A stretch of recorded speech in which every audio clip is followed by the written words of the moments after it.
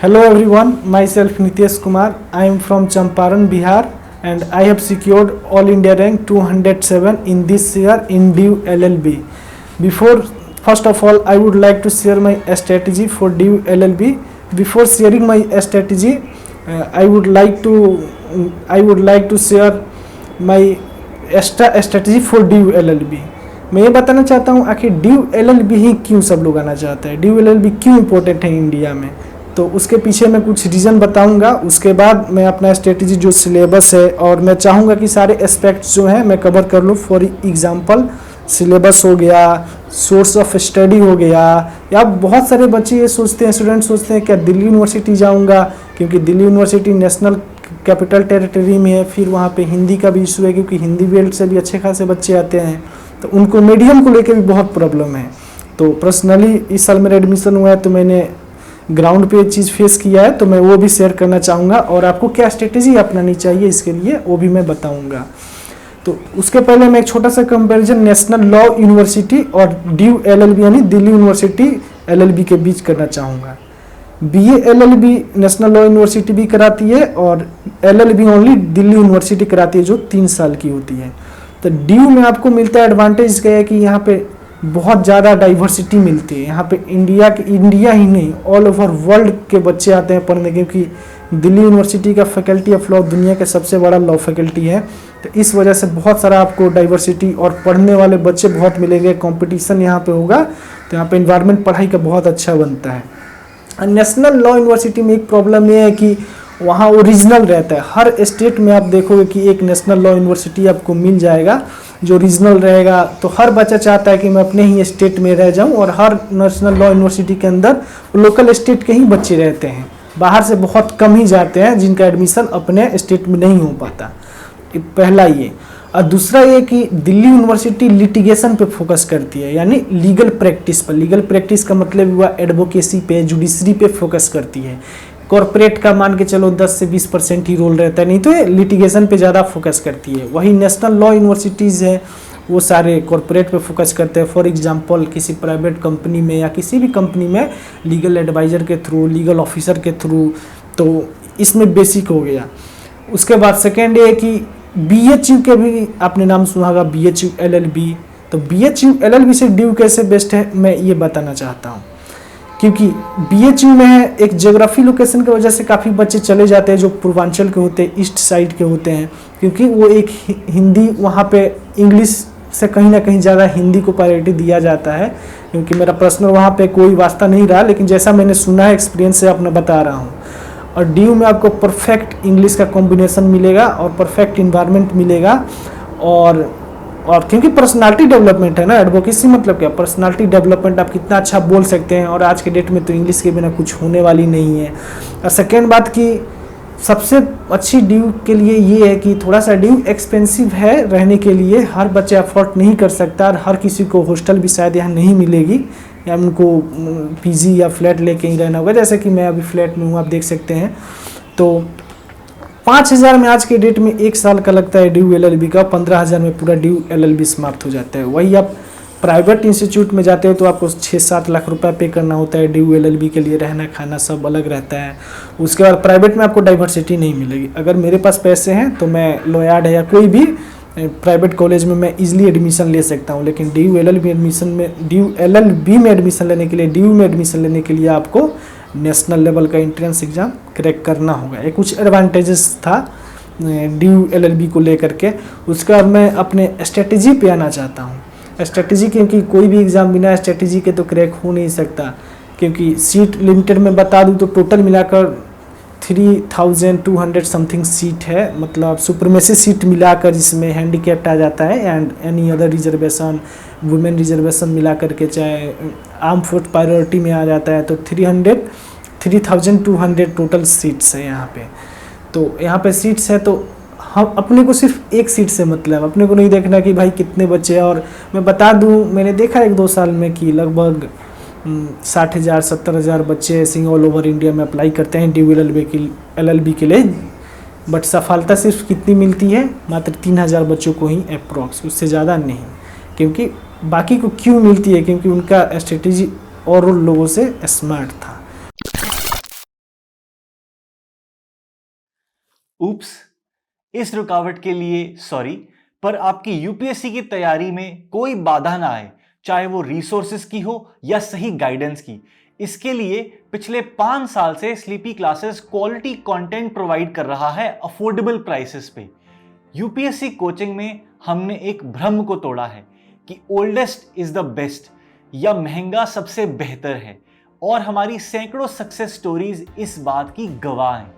तो आइए अपनी यूपीएससी की जर्नी शुरू कीजिए हमारे साथ, जुड़िए हमारे यूट्यूब चैनल पे और एनरोल कीजिए यूपीएससी 2022 और 23 के कोर्सेज के लिए हमारी ऐप पर। धन्यवाद। तो सबसे पहले तो मैं सिलेबस के बारे में बताना चाहूँगा, और सिलेबस बताऊँगा तो क्लेट, क्योंकि नेशनल लॉ यूनिवर्सिटीज है वो क्लेट के बेस पे अपना एडमिशन लेती है। जो ऑल इंडिया लेवल पर भी कंडक्ट होता है वो कॉमन रहता है, कॉमन लॉ एडमिशन टेस्ट जिसको बोला जाता है। DULLB दिल्ली यूनिवर्सिटी लॉ का एग्ज़ाम बोला जाता है।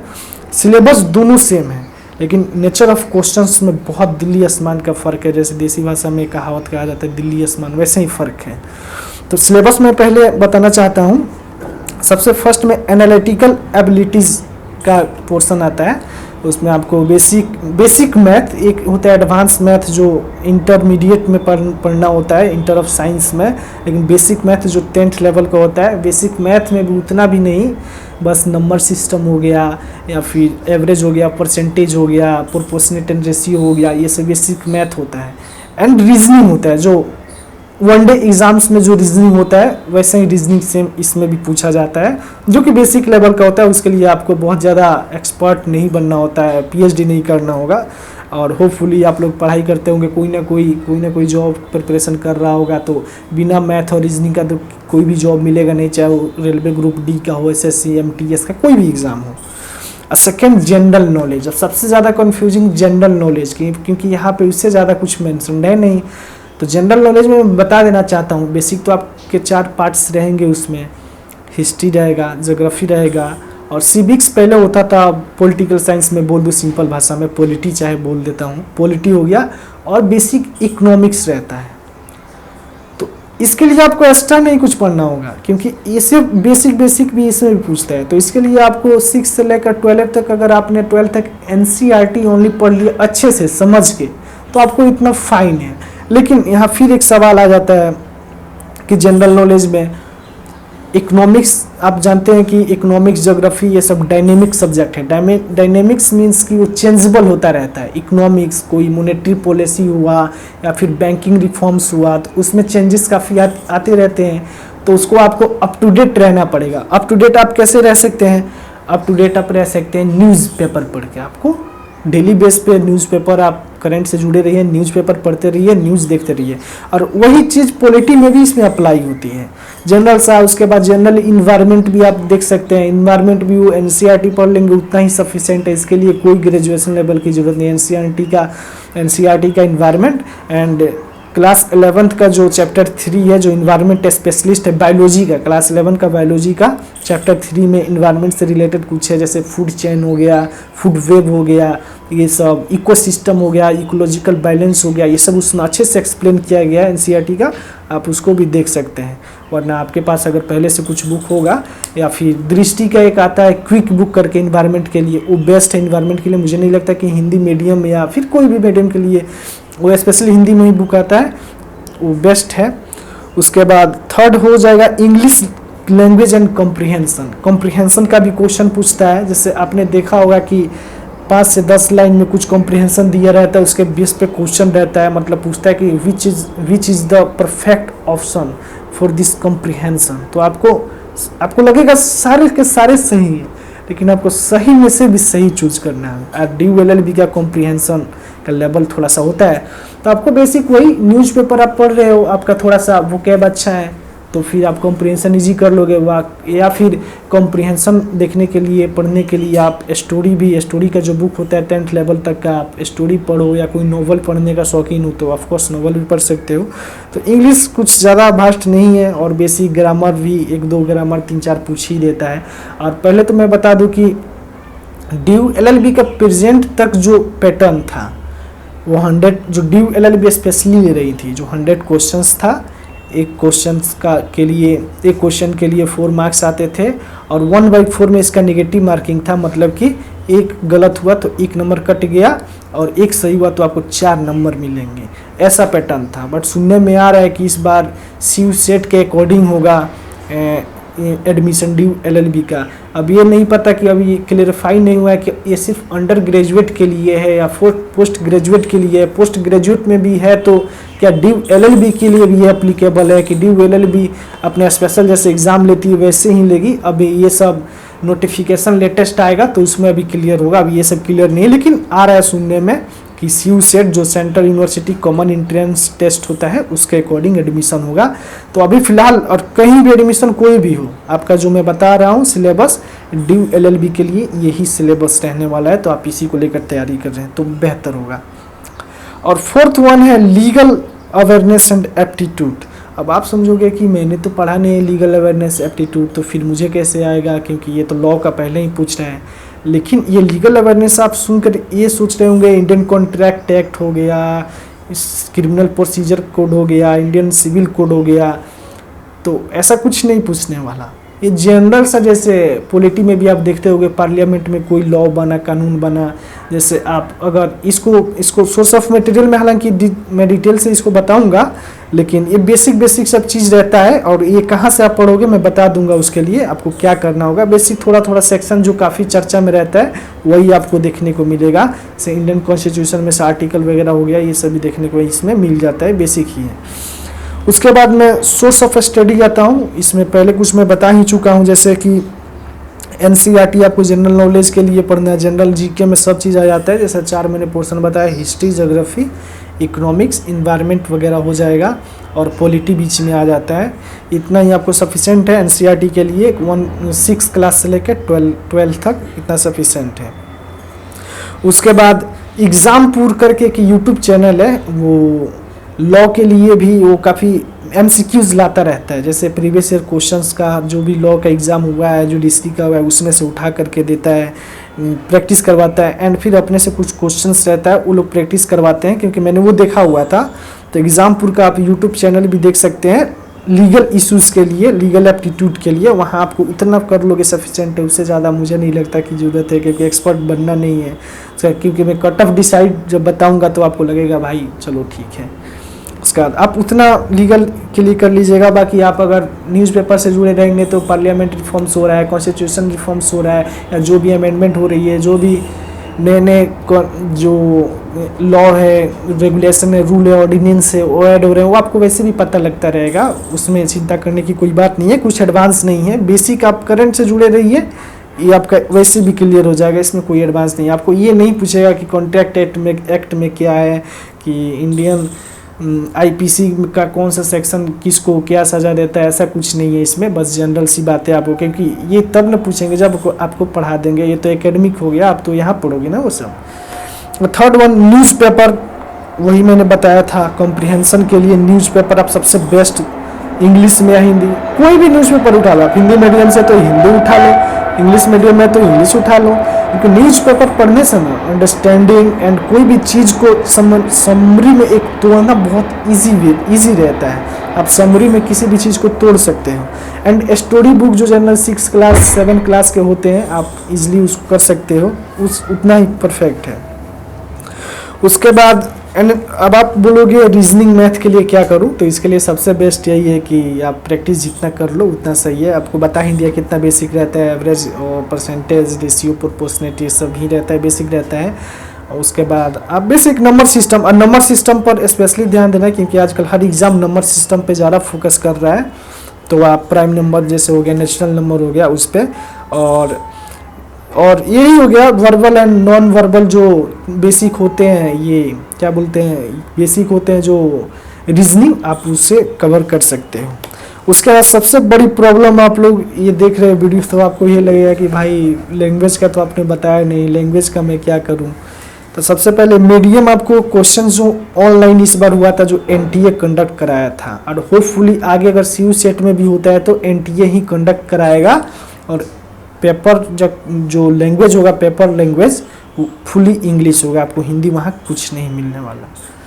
तो अब आप बोलो पूछोगे तो फिर मैं इसका बता दूंगा, इसका तोड़ क्या है, रामबाण क्या है, उसके बाद आप डिसाइड कर लेना कैसे करना है। इंग्लिश में तो आपको लैंग्वेज मिलेगा, लेकिन अगर आपने ड्यू में एडमिशन सिक्योर कर लिया, ले लिया, तो फिर यहाँ पे मटेरियल स्टडी आपको तो लेक्चर इंग्लिश हिंदी दोनों में आपको मिलेगा। आपको अगर इंग्लिश में नहीं समझ रहा, आप मैम से बोल लोगे, सर से बोल लोगे, तो मैं पर्सनली अभी बता रहा हूँ क्योंकि अभी मैं रेगुलर क्लास जा रहा हूँ, तो जिसको नहीं समझ आता वो बोल देता है, तो हिंदी इंग्लिश बाइलिंगुअल पढ़ाती हैं मैम, इसमें कोई दिक्कत नहीं।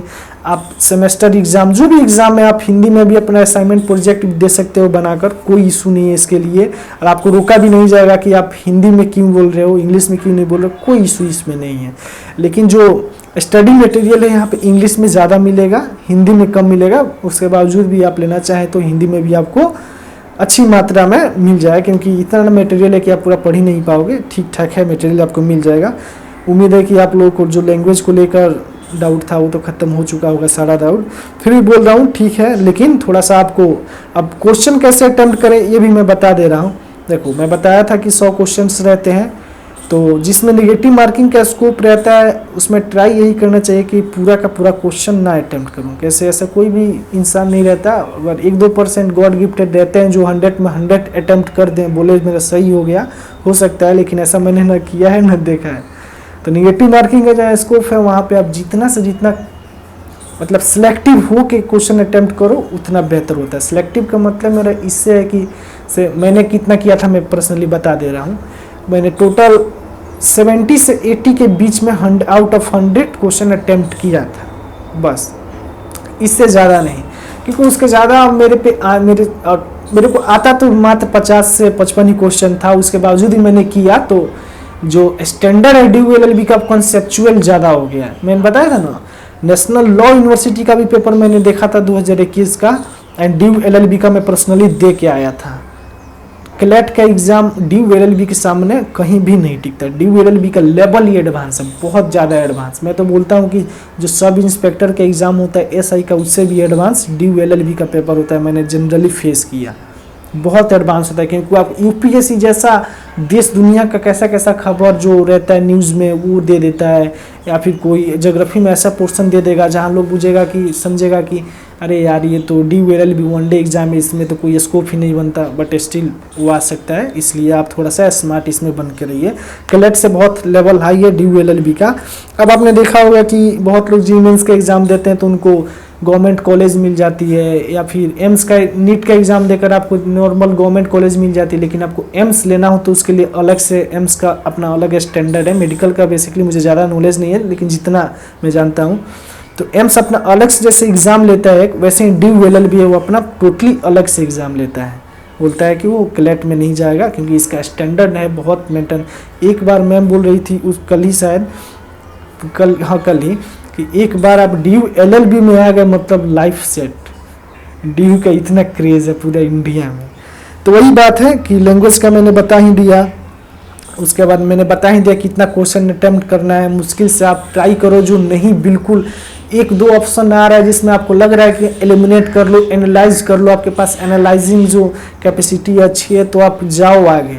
अगर आपको बिल्कुल कुछ भी उसके बारे में नहीं पता तो आप अगर तुक्का लगाते हो तो ड्यू एलएलबी में कोई तुक्का काम नहीं करता भाई। जो लोग बोलते हैं कि तुक्का लगा लो, यूट्यूब पे बहुत सारे इतने आ जाएंगे, ये हो जाएंगे, वो मैं उस चीज़ को नहीं मानता तुक्का को। इसलिए आप लोग भी तुक्का के भरोसे ना रहें, पढ़ाई करें तो ज़्यादा बेहतर रहेगा।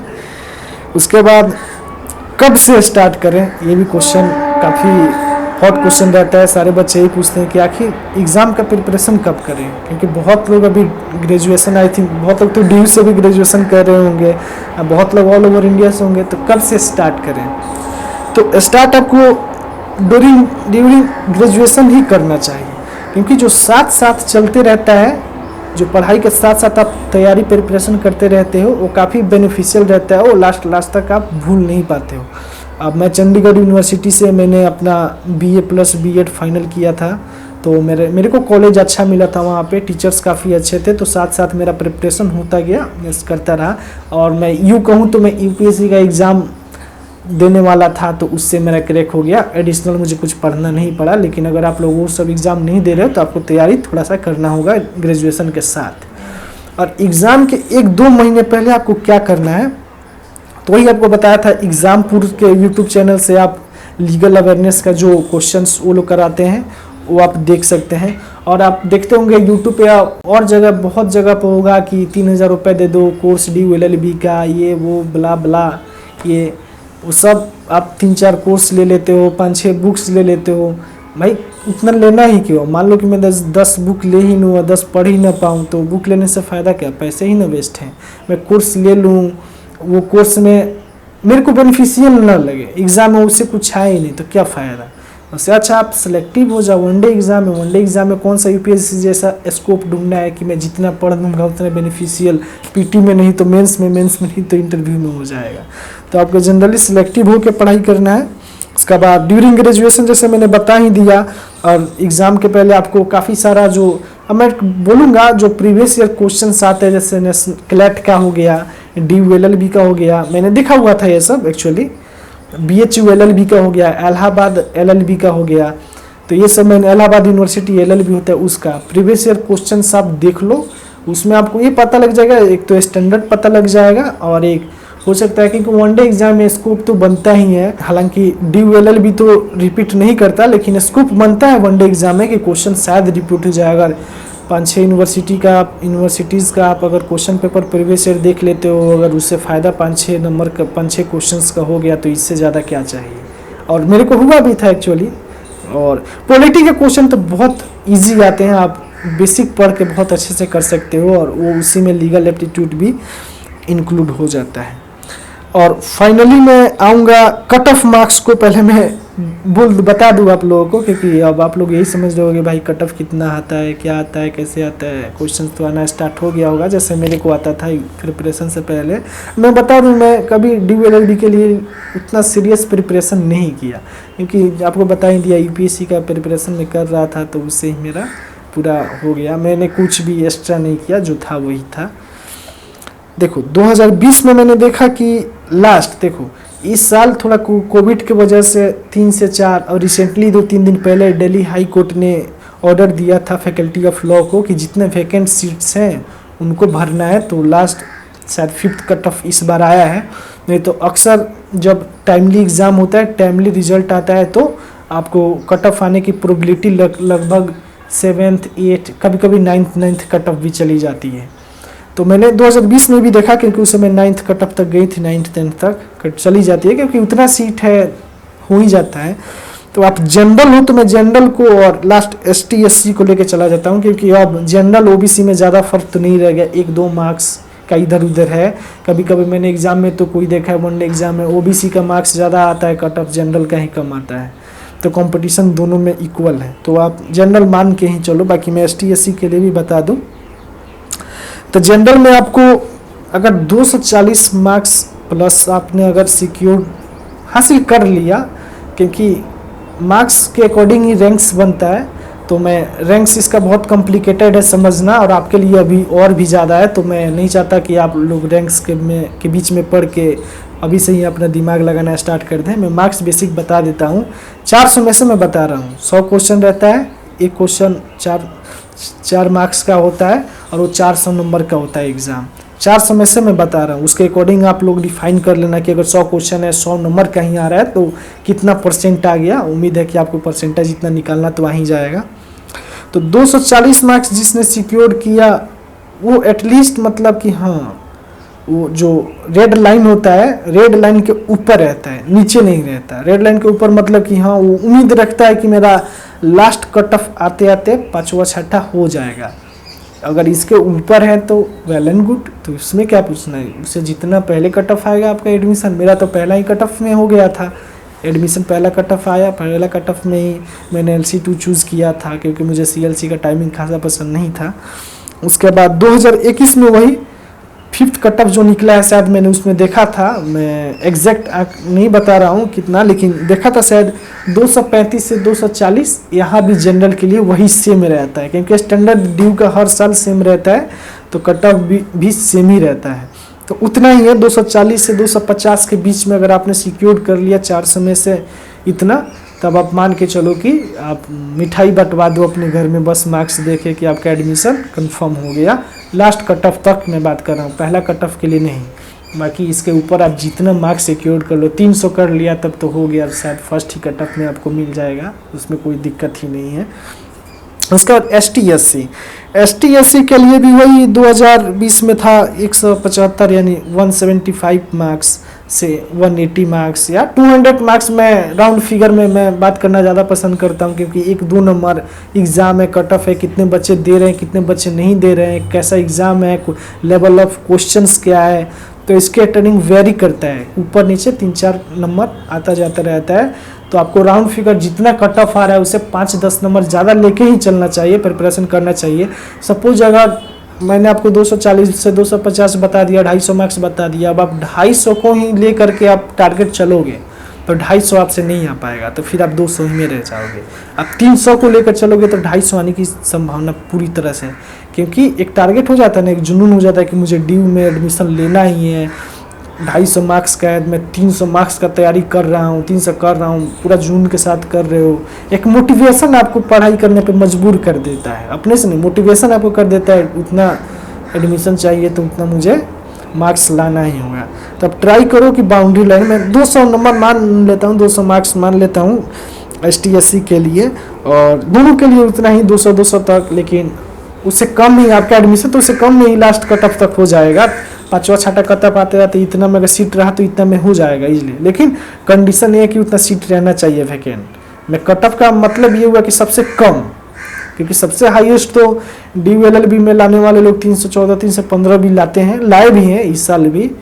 तो हाईएस्ट मार्क्स का तो मैं नहीं बताऊंगा, लेकिन कट ऑफ सबसे लोअर कितना तक हो सकता है मैं वो बता रहा हूँ। इसमें हो सकता है कि कुछ मेरा डाटा दिया हुआ गलत भी हो सकता है, क्योंकि मुझे एग्जैक्ट अभी याद नहीं है, बस 1-2 नंबर आगे पीछे हो सकता है, लेकिन जैसा मेरा एक्सपीरियंस है 200 तक लाओ, 175 180 भी रहता है, लास्ट तक सीट रहता है, तो आपका एडमिशन हो जाएगा इतना तक। उसके बाद सबसे लास्ट बात, कंक्लूजन पे आने से पहले मैं बताना चाहता हूँ कि एग्ज़ाम तो सारे लोग देते हैं, लेकिन कुछ लोग ही क्यों सिलेक्ट होते हैं, तो हम उनसे अलग कैसे बने, क्योंकि स्मार्ट स्ट्रेटेजी तो हमारे को चाहिए ना। अगर हम जनरली जो सब लोग एक ही चीज़ पढ़ रहे हैं, जैसे आपको मैंने बीच में बताया भी था कि YouTube पे बहुत सारे YouTube वाले बोल रहे हैं 3000 का पैकेज है, 4000 का है, DU/LLB प्रिपरेशन, इवन अब तो दिल्ली में कोचिंग संस्था DU/LLB क्लैट का एग्ज़ाम का तैयारी करवा रही है। देखिए, मेरा मोटिव ऐसा बिल्कुल भी नहीं है कि मैं किसी कोचिंग को या किसी टीचर को ये बोलना चाहता हूँ। मैंने खुद B.Ed किया हुआ है, मैं टीचिंग प्रोफेशन से भी हूँ, तो मैं नहीं बोल रहा हूँ कि कोई गलत है, लेकिन आप इधर उधर माइंड डाइवर्ट करोगे तो वो एक जगह पे फोकस नहीं रह पाओगे आप। और कितना भी आप एग्ज़ाम का तैयारी कर लो, जब तक अपनी एक सेल्फ स्ट्रेटजी प्लानिंग नहीं रहती है तब तक उसमें सफलता नहीं मिल पाती। अब कितना भी दूसरे तीसरे से पूछ लो, मैंने तो आज किसी से भी नहीं पूछा, कि मुझे कैसे तैयारी करना है। मैंने सिलेबस देखा और मैं बोला ही था, सिविल सर्विस का प्रिपरेशन कर रहा था, उसमें सारे तो इंक्लूड ऑलरेडी हो चुके थे, तो मुझे दिक्कत नहीं हुआ। लेकिन एक जगह पे आप लोग रहो, अगर जहाँ लग रहा है कि ये मेरा माइंड डाइवर्ट कर रहा है जो चीज़, तो उस चीज़ से दूरी बना कर रखो, ज़्यादा फ़ायदा रहेगा। क्योंकि DU/LLB मिल जाने के बाद तो 3 साल तो मज़े ही मज़े हैं फिर तो आपको सबसे अलग प्रिपरेशन करना होगा। अगर सारे लोग अगर लेवल 99% कर रहे हैं तो आपको 100% प्रिपरेशन करना होगा, क्योंकि सवाल एक सीट का है। क्योंकि यहाँ DU/LLB जो देने आते हैं वो मतलब नॉर्मल बच्चे तो नहीं होते, नॉर्मल मतलब होते इंसान ही है, लेकिन उनका बैकग्राउंड अच्छा रहता है, अच्छे स्कूल से आते हैं, पढ़ के आते हैं, उसके बाद एग्ज़ाम का प्रिपरेशन करते हैं और अपना स्ट्रेटजी बना के आते हैं। और ये सब चीज़ जो विलेज रूरल एरिया के बच्चे हैं मिस कर देते हैं, ये सब चीज़ कि वो प्लानिंग कैसे करना है उनको समझ नहीं आ पाती है। उसके बाद DU/LLB के लिए एक और चीज़ है कि आपको वोकेबलरी थोड़ा अच्छा बनाना हो, क्योंकि पर्सनली मैंने +2 तक मेरा हिंदी मीडियम था, ग्रेजुएशन मेरा BA/B.Ed इंग्लिश मीडियम में हुआ और ईश्वर की कृपा से अभी भी इंग्लिश मीडियम में ही मैं हूँ।